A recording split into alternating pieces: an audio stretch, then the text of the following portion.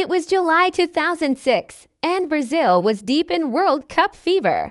Though Ronaldinho had performed as expected in Germany, his status as a national treasure remained untouched.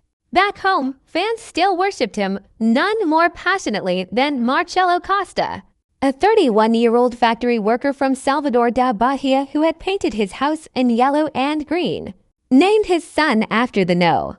10, and traveled across states just to catch glimpses of him during public appearances.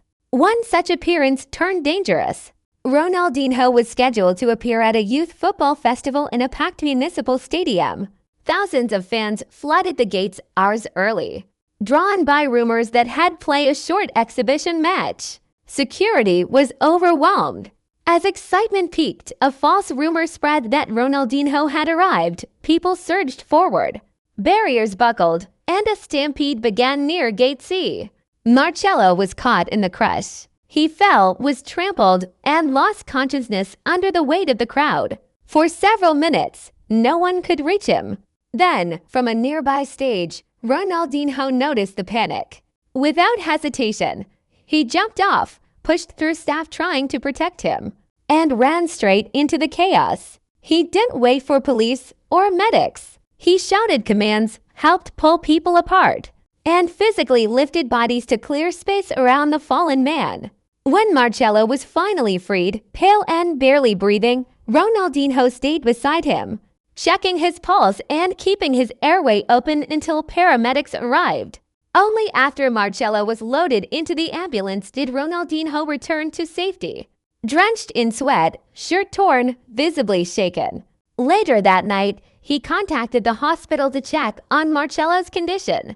When told the man had suffered internal injuries and would need surgery, Ronaldinho arranged for full coverage of medical expenses through a personal fund he maintained for emergency cases involving fans or former teammates. He also visited Marcelo weeks later, during recovery, bringing a signed ball, photos from the festival, and a note, "You came to see me.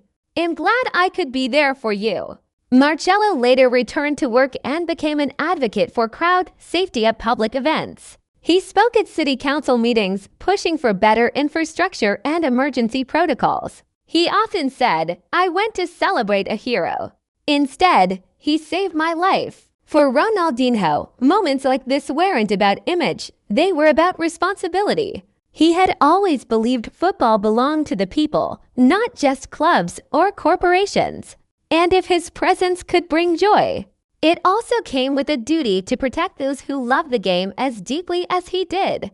And for Marcelo, the player he admired wasn't just a genius on the pitch. He was proof that greatness could also be measured in courage, compassion, and the willingness to step into danger for a stranger. Because sometimes, the most important move isn't a rainbow flick or a no-look pass. It's kneeling beside someone and refusing to leave.